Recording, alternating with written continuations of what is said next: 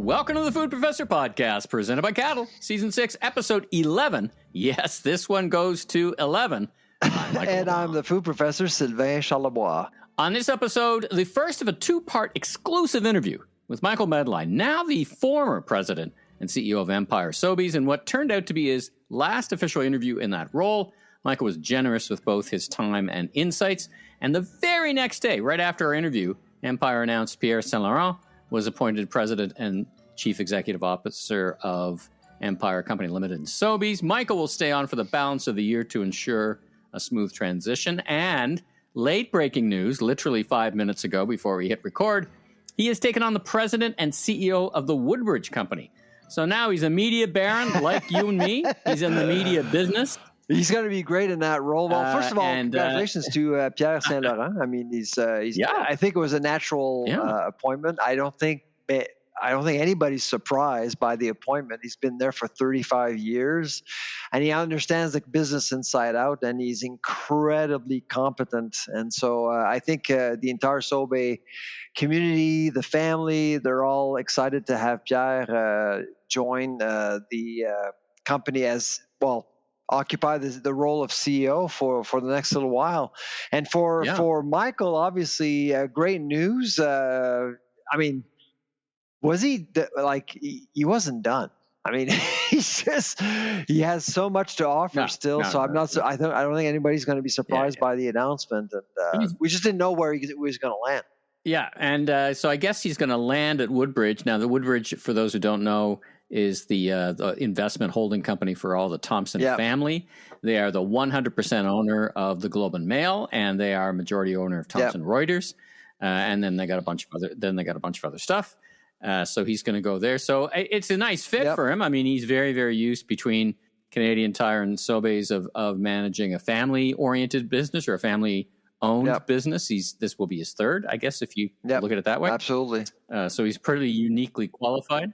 Takes over that role January 4th. But I mean, during the interview, you'll see he couldn't tell us. Literally, the news came out hours after our interview, but it wasn't public yet.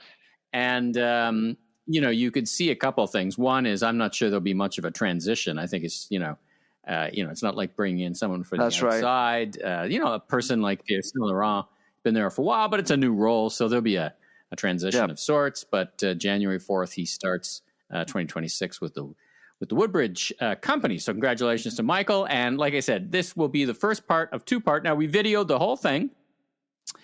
So we were able to capture this. He was, again, generous. And thanks to Andrew for helping us make this happen. And so the whole thing's on video. Just check out our YouTube page. You can watch it if you don't want to listen. Or if you watch and listen, you can see us in the interview. Well, thanks to you, my friend, because it was your idea. I mean, you're the one that came up with the idea. I thought it was great, and the time was impeccable. Yeah, I can't take much credit for the timing. The timing was more driven by the fact when you were going to be in town for the coffee conference. That's right. Than it was kind of trying to find the right time, and but we knew you were going to be here, and so that all just worked out really, really well. Now, speaking of the coffee conference, for those who listened to our last episode, you heard us do a live episode on stage, which was just a pile of fun. The sound wasn't that great because I had trouble with the file. So hopefully you must. But we have to do that again. I really enjoyed doing a live thing with you on stage. It's great, and so maybe we should do it again at some point. Well, and what I would comment for that, I went to see the Pivot live. So this is Kara Swisher, Scott Galloway. I went to see them live this weekend, and big deal, a couple thousand people. And, I thought their podcast suffered a little bit not suffered isn't the right word, but, they really were talking about issues that were not entirely relevant to the Canadian audience. It's going to be a full line episode. Okay. And so they're talking about this Mondami, mayor of New York. Who cares? Doesn't matter to me. Doesn't matter very much to anybody in Canada, but their audience is mostly American. So, just like when we were on stage at the coffee conference, I might do things a little differently and not tailor it as much to the audience and just say, this is our episode. We're going to talk about things that are not related to coffee because that's our episode.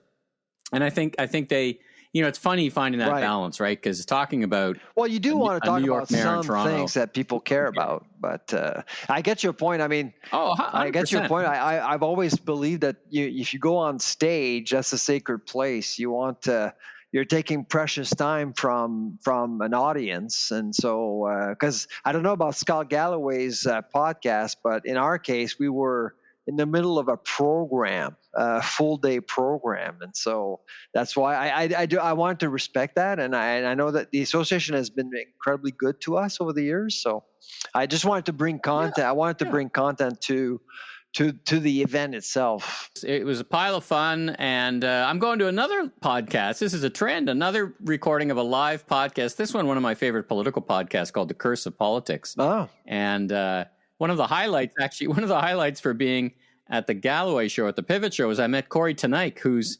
a strategic political advisor. He works for Doug Ford. That's what a big client is. And you might see him on the media. But anyway, he's one of the panelists, and I'm a big fan of the overall panel run by David Hurley. And they're having a live version. So if this is a thing, maybe you and I go on tour. Let's hit 7 cities and do the Food Professor live. I paid over $100 for those tickets for Pivot just to see two people sit on a couch and talk. So maybe there's some money in it for us. Maybe. Let's take that one offline. Yeah, no, absolutely. That's a good idea. And perhaps we could actually have questions from the audience, asking us questions about the food industry and what's going on. And there's always something going on for sure. Yeah, they took questions from the audience. And so anyway, it was a pile of fun. And I'm going to do it again Monday night coming up in Toronto. So looking forward to that. And if anybody wants to listen to a fun political podcast, The Curse Politics is just a pile of fun. The Curse of Politics. All right, so let's get to the news. So we're going to be talking about overall in the news. We're going to talk about why the chicken crossed the road to buy a Ferrari. Trump asks where the beef is. Cottage cheese for the protein orphans. I love that phrase. Last week it came up. And cop out in Brazil. Yes. So let's start with Trump. Talking about beef packers. Now, this is my recollection is Biden did, and in fact, put in some pretty big, hefty fines actually for the beef packers in the U.S. And they've had the idea, and you've kind of poo-pooed it, so to speak, that hey, maybe I should start another packer and compete with them. But basically, Trump is trying to get at the high cost of beef, which we all know by now is really the herd is at 50-year. Is the smallest herd in 50 years. Yeah, inventories are tight for sure on both sides of the border, actually. Yeah, so we're talking about everything from ungraded Mexican beef on the shelves, and we're shipping beef to Mexico. But so what's your thinking around what Trump might do? And then, importantly, because we basically faced the same thing, should we be doing something here in Canada for the meatpacking industry? Yeah, no, I mean. Obviously, the approach in America is very different. It's very focused on litigations. The White House loves to put pressure on the food industry. Biden did it. Now Trump is doing it. There's a lot of theatrics for sure. I've been concerned in Canada for a very long time. And frankly, when you look at the U.S. versus Canada and retail prices, beef prices have gone way up. Like the increase is much more significant in Canada than in the U.S. The average in U.S. is 11 to 14% versus in Canada 14 to 20%. So there's certainly a difference, but the approach in Canada is different because it's much harder to prove beyond reasonable doubt that there is profiteering going on, and that's why the Competition Bureau has always been a little bit more hesitant to adopt the same approach as we've seen in the U.S. Now, you've talked about, one of the answers that Biden floated out was that maybe we should fund or start another processor because there's really two of them. But you said through some academic research that would just not pan out and will not be the solution. So I guess two-part question.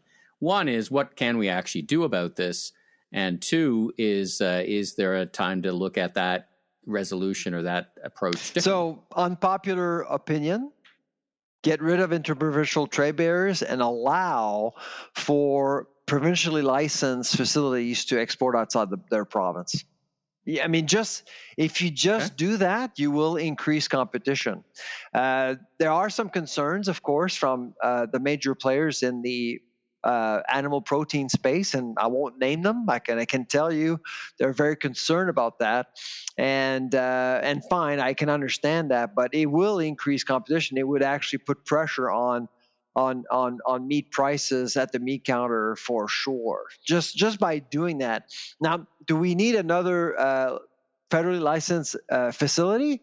Yes, we do, but I do think it needs to come from industry. It needs to come from industry. We need to commit, and we need to create conditions in order for more investment to come to Canada. And right now, I'm not sure that we have that. And I'm thinking about the industrial carbon tax.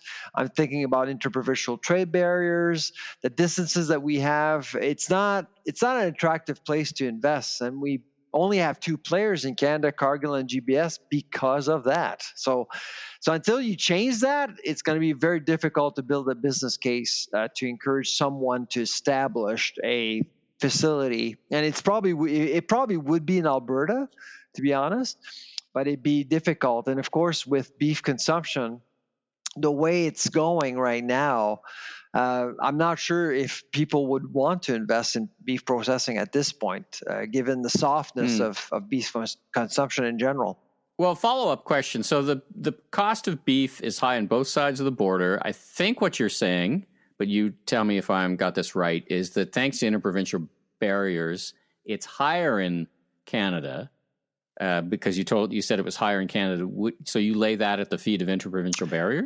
It increases options for buyers in different provinces. So, for example, if I am to go to Ontario and buy meat from an Ontario plant to sell to Nova Scotia, well, you're giving that plant an opportunity to expand and scale up, essentially, because the market will broaden. And that's how it works in America. So there's no interstate I can tell you one thing in Ontario.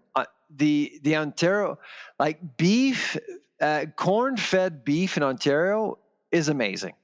It's just amazing, and it deserves more attention, I think, beyond Ontario. And I actually gave a talk recently in Collingwood, Ontario, to the Meat and Poultry Association of Ontario, and I can tell you, Ontario has a lot to offer to other Canadians, but there are many facilities who just can't export outside Ontario. We still, though, have the same structural issues as the Americans, right? We only have two big major processors. So I guess what I'm trying to get to is they haven't solved that process in America by having more competition and state-to-state transfer. So I'm a little unclear why that would fix it in Canada.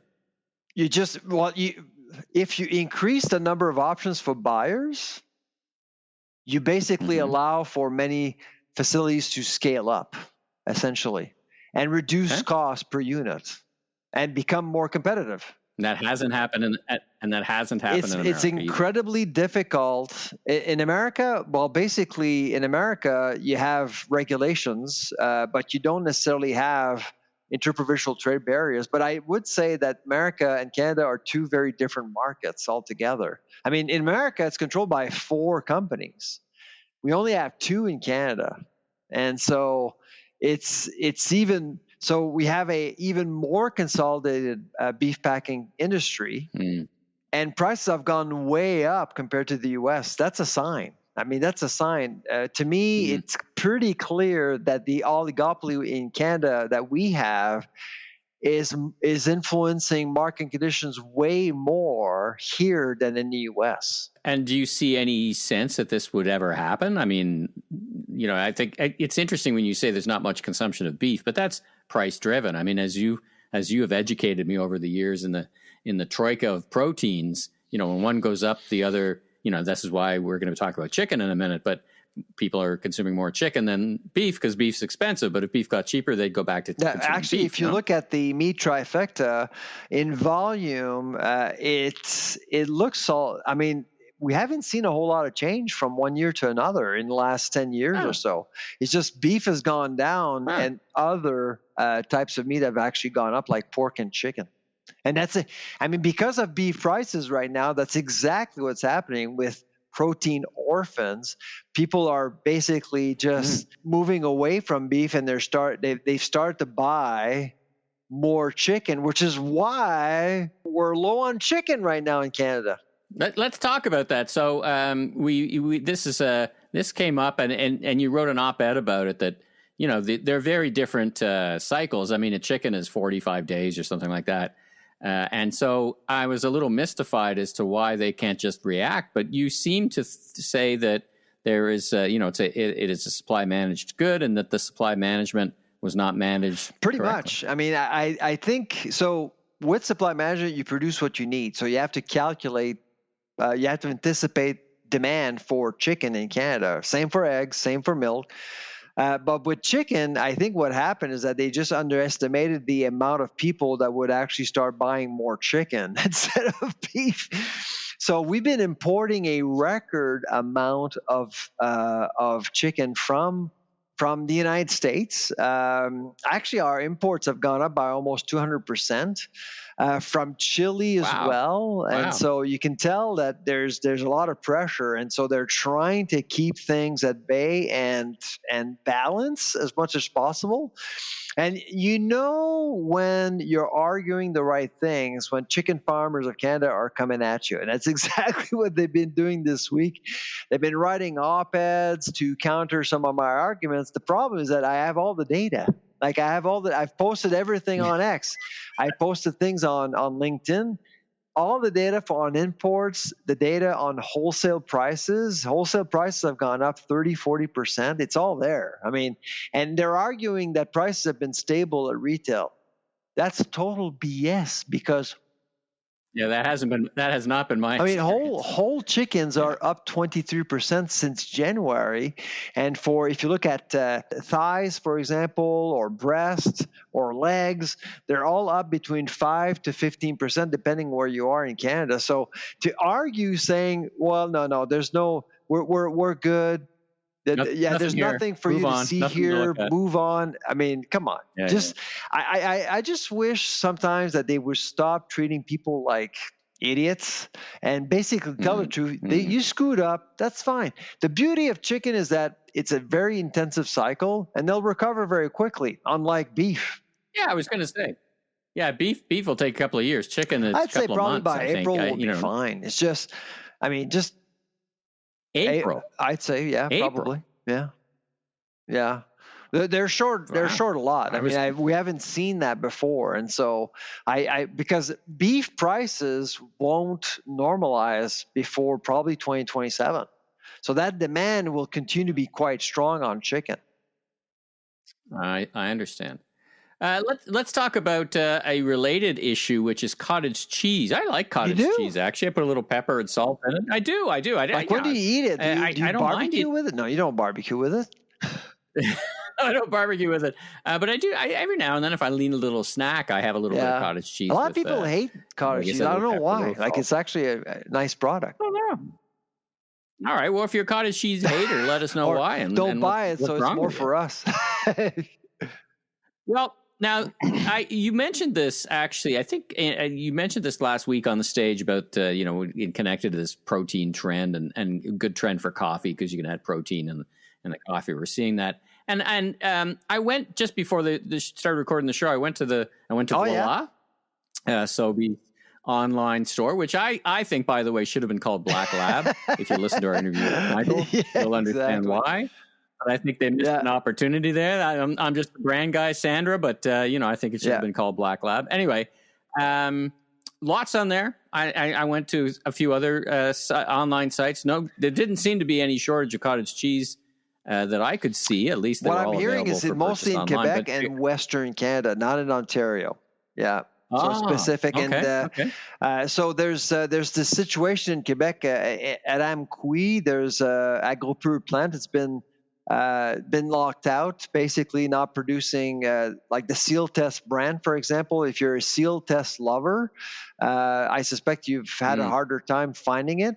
But there is this TikTok phenomena.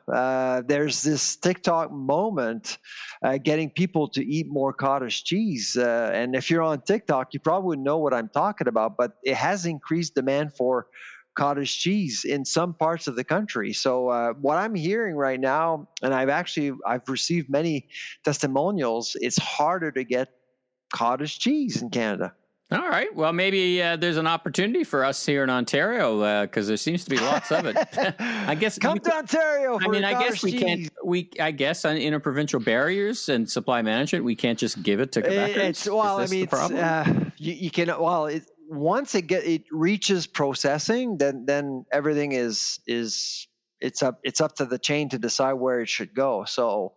Like if you're Lactalis, for example, or Danone, or Agropur, you can actually sell your product anywhere, really. But you have to process it. The customer has to be in that province. All right. Well, let's get to our first part of our interview with Michael Medline. Fascinating discussion. And as I said, first of two parts. Let's hear part one. First, of course, we're going to hear from our great friends at Cattle. Need fast, reliable Canadian shopper insights? Meet Rapid Response, Cattle's most popular survey tool. In just 5 questions, you can reach any audience in Canada, French, English, or both, with results delivered in as little as 5 business days. Whether you've got a big retailer meeting coming up or need quick, credible data to guide decisions, Rapid Response gives you expert research and a powerful Excel-based dashboard, all for just $2,500, with subscription options that can save you even more. As a listener of the Food Professor podcast, your first Rapid Response is free. Just email at insights@cattle.ca and mention the Food Professor. That's insights@cattle.ca. Well, today we have a special guest on the show on the Food Professor podcast. His name, and a lot of people know him, Michael Medline, CEO of Empire Sobeys. Welcome to the show. Oh, thanks, and it's exciting to have the Food Professor at our offices. Having a celebrity like this we don't get this every day, Sylvain. I've been here before, I'll admit, and it's always nice you can feel that there's a bit of a different culture in this building. I think it has a lot to do with the leadership. Do you agree with that? When you actually walk into this building, there's something special? Yeah, I think so. I mean, I don't go to our competitors ever, so I can't compare it. But I do think that when you walk in here, you feel the buzz, and you go to our cafeteria, and you feel the energy. That's why I like going down to the cafeteria and seeing all my teammates who are here in Tahoe. But you just come in, you get that food feel when you see the rooms where we prepare the food downstairs and experiment with things, and you see the sports. And I've toured all those facilities. It's just great. They're very cool, and I inherited those facilities. Whoever designed this building did a great job. Yeah, and actually, as I was coming here this morning from the airport, I actually felt hungry because I know when you walk in, you're almost in the cafeteria and you got the labs going, and it's just great. Yeah, we have half-price Starbucks, which is so it's hard ever to leave this company because then you have to pay full Starbucks. That's your strategy. Yeah, okay. That's one of them. Employee retention strategy 1.0. So we do have a global audience. So not everyone knows Empire Sobeys. So could you tell us a little bit about the company you're leading? You've been leading for a while, and a little bit about yourself as well. Well, I'll tell you about the company, and it's I came here in 2017, in January of 2017. And it's been a wild ride ever since. The company is a national grocer, one of 2 national grocers in the country. We have 129,000 teammates, which is really hard to fathom. We're the second largest employer after the government. And Loblaws. And so, and we are predominantly in full-service grocery, but about 11-12% of our business is in discount. And that's grown since I've joined. But it's a big grocer. It serves communities all across the country. It is proudly Nova Scotian. Our head office is in Pictou County in Stellarton. That's right. And you feel that. And when you talk about the culture, when you walk in here, I think even here you feel that, that Pictou County, that really Canadian local feel that we're trying to go for. Mm-hmm. Yeah, you have been present in Stellarton quite a bit during your tenure. Yeah. And I love going there. Obviously, we're the biggest show in town.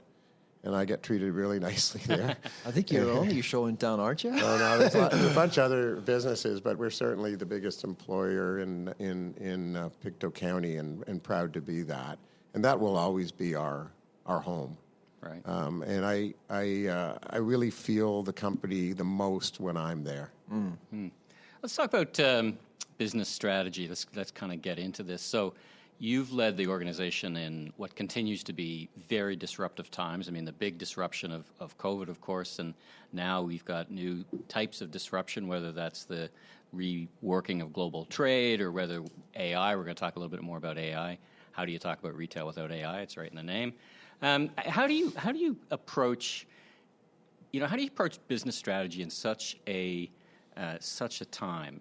And you and I have talked about this a little bit before. And what lessons did you learn from the COVID era? And talk about that for a minute. You can get so disrupted on a daily basis, first of all. There's always, in retail, with 129,000 teammates, like I said, and all the stores we have, there's always something going on. And so you have to deal with those day-to-day things. But you always have to have that North Star, which you're pointing toward. And I think that's what's kept us on a good trajectory over the last 9 years, that we had a strong strategy. But even more than that, we have a really great culture, and that culture existed before I got to the company. In fact, my job was just to bring it out more and bring out the strengths. And we have strong values. So when we faced any of the crises that we faced, and there have been many since 2020, we always were able to rely on our culture and values, and no matter what was going on, we kept pushing forward with our strategy. And I think I tell people that all the time. You have daily distractions, you have quarterly pressure, and you have to respond to those. That's part of your job. But at the same time, you know where you want to take the company, and every single day you've got to move it closer to that goal, notwithstanding all of the other things that crop up. If you looked up transformation in the business dictionary, I think what you've done here would be the definition, because you did an amazing job transforming the organization. What are you most proud of in your tenure here? Yeah, I was, as I reach getting near the end of my tenure here, I think about that a lot, and I mean, there's so many things I'm proud of, but I think the proudest I am is when I'm in our stores and I see the difference in the stores. Not only the look of the stores, but how we serve the customers. And we always had such a great team. Now we're giving them the tools to be able to do their job in a greater way. And I was out in Saskatchewan last week, and I was in Regina, and I was so touched by what I saw in the Safeway, in the Fresh Go, and what we've been able to accomplish together. And at the end of the day, that's what makes me most sentimental. That's what I'll miss the most, are my teammates in the store. At the same time, I think when you look at it from a business point of view, and I was talking to some of my executive colleagues in the last couple of days, I think the biggest difference you see at our company is twofold. We have, without a lot of pomp, we have transformed our real estate. And so we took over, I took over, and many of our stores, especially in Western Canada, were dilapidated. They weren't up to the standards that our customers should expect from us. And over these 9 years, we put in billions of dollars into our stores, and built new stores. And so that is a legacy I'm proud of. While on the other side of it, data. I think we're one of the companies that has now the cleanest data. We were able to do things that we used to be, everything we wanted to do when I was here the first few years. Oh, we can't do that, we don't have the data. We can't do that, we don't have the data. And we just, behind the scenes, not sexy, doesn't make you a lot of money. I like what you did there, behind the scenes. I like what you did there. Yeah, it's a little bit, I wish I'd done it on purpose. So we just kept building and building out our data and technology platforms and spending the money, hiring good people. And so now you've got the stores, and you've got the data and analytics, which lead to everything that we're going to have to do. So I think we got the infrastructure and tools in place.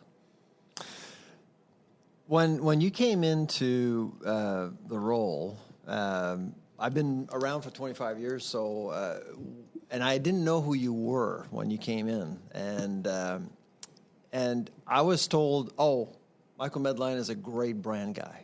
He's a great brand guy." That's what I heard. I don't know if you agree with that, but that's what I heard.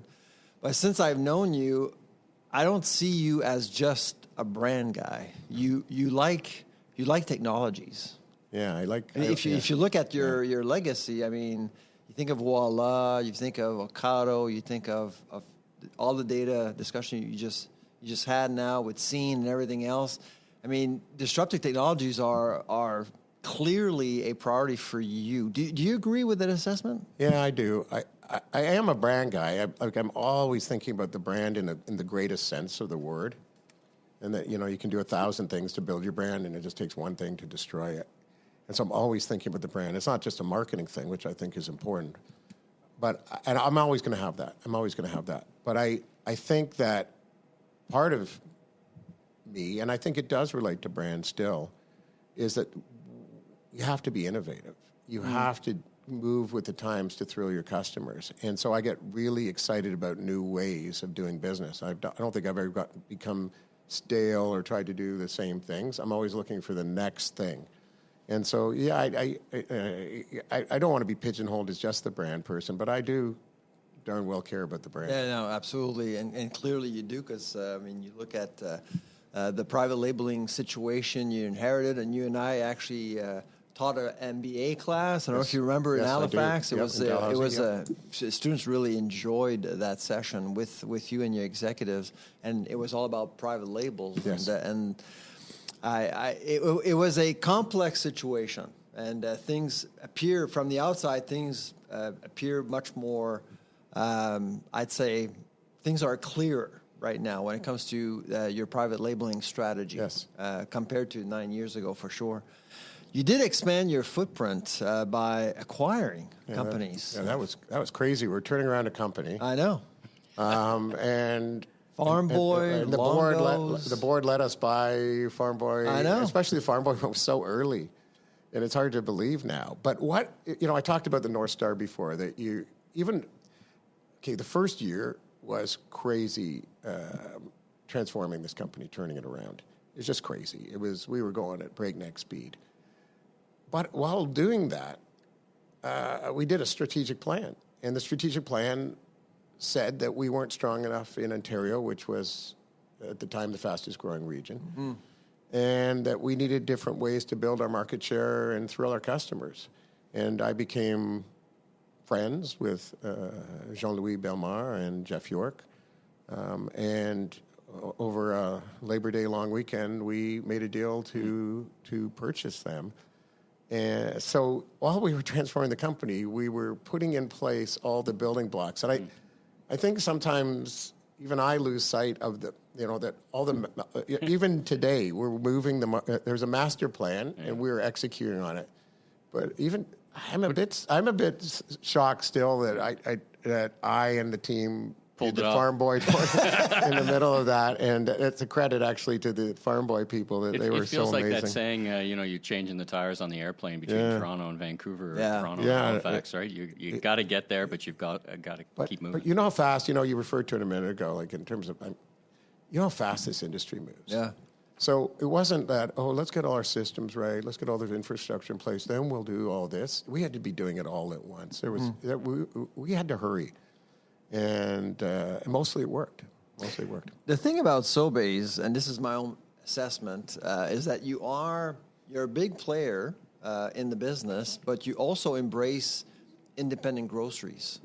As well. It's an awkward melange, I would say, because that's not the reality over at your competition. I mean, that they do some, but not as much as you. You're a hybrid. You're dealing with independence. You're running corporate, and my guess with Farm Boy and Longo is that they did see that in Sobeys before partnering with you. Am I wrong in saying that? No, I think you're absolutely right. That because Safeway was a disaster. I think we all can admit that. I think it was a good acquisition, badly integrated. Yeah, is how I say it. Safeway. Safeway. And now you can see that the bones were good. Sure. But I do agree that what I always tell people that, especially our young, director level or manager level, that how you conduct yourself in your career and how a company conducts itself lasts. And that so I always say that the most important thing about doing an acquisition is what you do after you do the acquisition. Do you live up to your bargains? Are your promises you made to the partner you're bringing on board, like Farm Boy or Longo's, did you live by that? Mm-hmm. Because, and fortunately, for me, I had done other acquisitions, very successful ones at Canadian Tire, Mark's Work Warehouse at the time, now known as Mark's, right. And Sport Check. And everyone was happy. The purchase company was happy. We were happy. We treated them with respect. We listened to them. And so I had a track record personally of doing that. And this company had a track record of being a different kind of brand and very accepting of new ideas and not being this, I don't know, I mentioned the other day, no one got it, but in Star Trek, Star Trek The Next Generation, there used to be this thing called the Borg, which just assimilated everything. I don't like assimilation. We bought Farm Boy because it's different. I don't want to make it look like anything else, including our banners. Mm. And so Farm Boy did their homework. They found out they knew what we were like. I had already established a great relationship. But then we lived up to it, and we still live up to it. Jean-Louis and I have never had a cross word in our lives. It's just a wonderful partnership. Wow. And so when Anthony Longo wanted to figure out what kind of partner we were, he called Jean-Louis and Jeff That's York. The one that shocked me more, I would say. Between Farm Boy and Longo's, I was very surprised because I actually did the same. We did the live case study with you. Yeah. I did that with Anthony. Yeah. And so I know the company very well. And I thought, wow, that's amazing. Because you have to trust was probably a big deal there. There's a big family, a lot of family members in the business. Anthony's because I taught the class at Longo's in Vaughan. Yeah. Because I couldn't do it at Guelph. I was at Guelph at the time. They didn't allow me to teach a class to MBAs at Guelph because I was sharing, confidential information with the students. So they wanted me there. Yeah. Yeah. That's interesting. And Anthony's such a fantastic leader. But I remember I think Anthony would be okay me telling you this, that he invited me out to lunch one day and we became friends, and he asked me to go on the Grocery Foundation board, which I did because of Anthony. I went on it personally. And at the time I said, and this was really early on, like this was before, I think, the Farm Boy deal. It was. Mm-hmm. And I said, if you ever want to sell, we will buy. We will partner with you. But I said that outright? I said that to him. But I said, I will never, I have so much respect for your company and you. I will never mention this to you again. I will never ask. But you remember this. And I said, and by the way, I said, you should stay a private company. It's really fun to be a private company and not go through all the stuff I have to go through. Yeah. And then Anthony called me years later. And I was at my house. It was on a weekend or something, and I was in my backyard. I don't remember where I was. And he said, "How come you've never called me?" I said, "Because I told you I would never call you. I have respect for you." Yeah, exactly. And that's how the Longo's deal started. Huh? You're almost done as CEO. So what's your? I'd say you're. I'm a professor, so I look at the SWOT analysis. I do SWOT analysis all the time. I think they're boring, but still, asking a CEO is always interesting. Assessing his own company. So could you give us a SWOT analysis of Sobeys like 9 years ago when you started, and what has changed since then? Yeah, I mean, I got to say, when looking back, that the base was always there, okay? It was always there. We had a great family, the Sobeys family, who is so generous and so giving and wonderful to serve. And I serve the Sobeys family and all our shareholders. And so we had that in place. We had a good base of stores.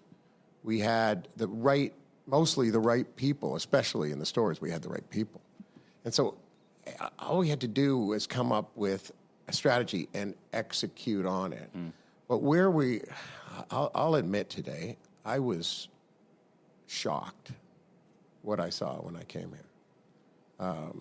Because they let me at Canadian Tire run some small businesses, which was crazy. They let me do that at the time, but it seemed to work out. So I ran a little company called Part Source, And in many ways, this little part source retailer, which is auto parts, probably had 50 stores at the time, had a lot of the procedures and processes and tools in place, better than what I found when I came into Empire in some ways. And we had just lost our path. And I think some of that was that we were a bunch of regions almost competing against each other, maybe competing against each other, and not a national company with one goal. And that was the first thing I cleaned up. I came in January. By the beginning of May, we had restructured the company. It's hard now for me to think about how quickly that occurred. It was pretty aggressive. Yeah. And so that not only... But you were brought in as a change agent. You were, Well, I had never thought of myself in that way. I thought I had done a pretty good job at Sport Check, and I'd done some things at Canadian Tire, but I'd never faced a turnaround of this like this. But that was the job. Right. So now everybody thinks I'm this change agent. Now you're turning around. Now I'm like this. You could turn it around. You came in as I'll be honest with you. You came in as a non-food guy. Oh, I know. I mean, I know. Do you think it helped you? It did. It did. But then people went, "What are you?" Because when I was at Canadian Tire, and so I've been in hard goods and soft goods. I think I'm the only CEO ever to run a hard goods, soft goods, and grocer. I can't think of another one. I can't either, so I'll claim I am. So, but I always found grocers a little snobby, that it was they always look down on us hard goods people because mostly things don't go bad in a hard goods retailer. And it's much harder to do grocery. There's some truth to that. There's truth, but what I found was that 95% of retail is very similar. And I said right away, if I have to tell you how to do the basics of when to put the berries, out and when to put berries in, like you've got bigger problems than I think you'd have. And they didn't have that problem. And so I have such great grocers. I mean, I was surrounded by great grocers. I mean, Pierre Saint Laurent, who's now the COO, he wasn't even running Quebec at the time. Yep. So part of my job, like I always say, in reality, I don't do anything. No, I have very few. I have the fewest direct reports. But my job. How many direct reports do you have? I have 7 right now. Wow. I have 6 executives and a chief of staff. And so I used to have a lot more. But flat. Yeah, I had too many reports, and I wanted to give other people more responsibility to test them. And curious about if you drew a pie chart percentage of where you spend your time, many CEOs would say they should spend more time on people as a percentage. Do you think you're spending the right amount of time on people, tech, business, strategy? I spend most of my time on people. Right, and I think that's how you do it. You have to motivate people. They're all motivated differently. You have to drive the performance. You have to, I can be nice. I can be not nice. I can be, whatever it takes. But everyone else is driving the company. My job is almost like a conductor in an orchestra. It's not an unimportant job, but everyone else is playing the instruments, and I realize that. Yeah. And so I have to really make it so they have all the tools and that they're happy and that they can do their jobs and not get in their way. Don't micromanage them. All right, we are back. Like I said, part 2 of our interview with Michael we'll be talking about things like leadership and what's next for him. And the second part, that will be next episode. And I don't know if you're watching us on YouTube, you can see my new shirt. Sylvain, you see my new shirt? Where I get this shirt? I see. Mag. Oh, Mag. I missed it. There you go. See it. Mag. There you go. So we coming up on an interview. I thought there was a missing President letter Mag. at the end, an A. Oh yeah, I could see. There you go, Mag. There you go. He sent me a shirt. Sent me a box of Are you mayonnaise. kidding? I didn't get a shirt. Well, I didn't get a lot of samples. You gotta have. Yeah. Well, yeah, you visited him. So anyway, I'm looking forward. I haven't tried the mayo yet. Just arrived. So thanks to the folks at Mag, and our interview with Hugo will be on in a couple of weeks. Last couple of things. So here in Ontario and in the GTA, we got this sudden burst of snow. Boy, all the leaves just dropped all at once. So they got these big carpets of leaves everywhere. And it's all, I'm looking at the window now. It's almost all melted now. It's going up to 10 or 11. So it's going away. But you were wondering if it's going to change. This much snow this early on. I think it's a record, like 50 years, would impact holiday shopping or food consumption in some way. I think it's going to get people into the Christmas spirit, into the holiday spirit, I think. It's a great point. And if you you get into the holiday spirit, what do you do when you're into the holiday spirit? You shop. That's what we hope you do. You cook. You bake. You shop.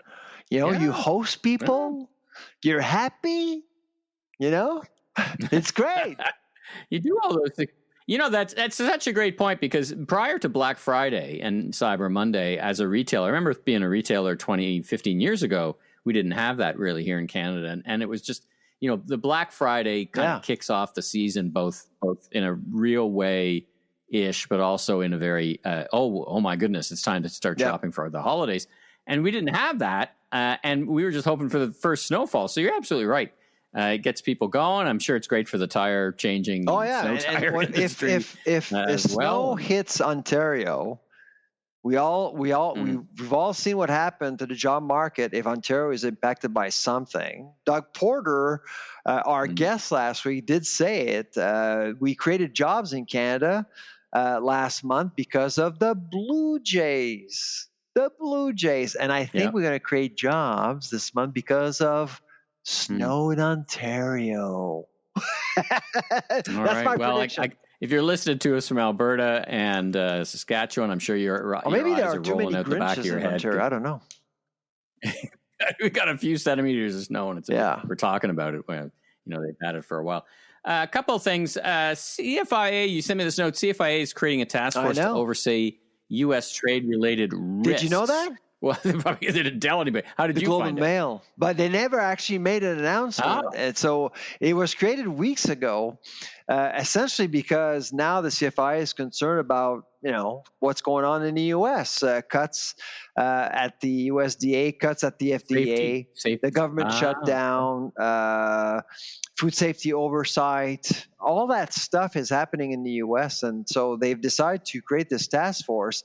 And it was actually a leaked document that was sent to a reporter at the Globe and Mail, and they actually reported on it. I think it was last week, essentially. And I was asked, I was actually on Your Morning on CTV last week, and I was asked, what's going on? I mean, I honestly think that the CFI is doing the right thing. I mean, if you're trading with a partner and you're concerned about oversight and how risks are managed in that country, and you're importing a lot of food from that country, I think it's actually a decent thing to do, but to review some of your practices at the border. So why keep it a secret? I don't know. I think I know why. What's your take? Like, why do you think they kept it a secret? Like the budget, like announcements that come from Carney, everything is designed for consumption by America and not to offend the Americans. So, I think it's all very careful dance and saying,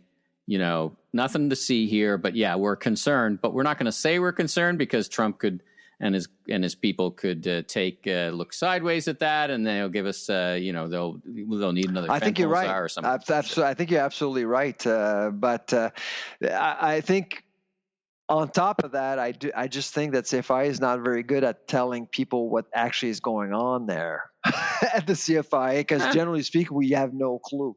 I think they're both can be true. I mean, they employ almost 10,000 people, and we barely know what's going on. We don't know what's going on with inspections. We don't know what's going on with I would say probably most Canadians wouldn't know that we have over 3,500 federal inspectors in Canada. And most people don't know what they're doing. Yeah. And most people, including me, would say, is that the right amount? I don't know. Is that too many? Is that too few? I mean, we've had a few outbreaks because there haven't been enough to go to a few plants. So maybe that's not enough. I don't know. Do you have a sense? What's the right number? How much for a country like ours, as big as ours? Well, I think you're asking the right question. I mean, because I've been argued. So I've had a debate with the president of the union representing inspectors, and he's always saying, we need more inspectors. We need more inspectors. Well, how many? Oh, we need 100. Why, is that the optimal number that we need in Canada, given the risks that we have to manage? He had no answer. So I don't think anybody has an answer, but we need to figure out a way to really get to the optimal number of inspectors that we need in Canada, given the risks that we have. And frankly, you can't do it without segmenting the market in terms of, established companies, startups. Because, some companies like Maple Leaf or McCain, they have a team, a food safety team. Startups need to be dealt with very differently. You don't want to show up with a bazooka to kill a mosquito, but at the same time, you want to provide support so they can actually onboard and adopt proper practices to keep people safe. I was thinking at first that it would be kind of a per capita thing for G7 nations, like advanced nations versus some balance of risk. There you go. Somebody should pay you to do a study about it. Figure that out. We kind of did that with MNP, to be honest, with the latest report that we did. We do look at per capita, like the number of inspectors per capita. It's just one metric. Is it the right metric? I don't know, because pest management changes because of the climate, and because, like, for example, in the U.S. they deal with way more pests because of the weather. In Canada we have a thing called winter. It kills a lot of germs. People don't like the winter, but it really keeps our food a little safer. Yeah, it keeps the bugs. Yep. Interesting. Let's wrap up with the cop out. So Conference of the People, or Conference of the Party, or Conference of the Peoples, I think it's called, the 30th version of this big climate conference, which seems to be a bit of a washout. The Americans aren't there, or they're there and not, they're going to San Paulo and not out to this thing. I haven't heard anything about it here from Canada. So the CBC's covering it, I think. I see. So covering what, though? Like, what are they there for? So it's funny because there was a protest yesterday of indigenous peoples in Brazil. I don't know if you saw the clip, but they actually were able to get into COP. So typically you would have protesters outside, but they don't get in. This time they actually were able to bash their way in. They brought down some doors. And so that was a bit disturbing. What was really kind of interesting is once they got in, there was nobody around. There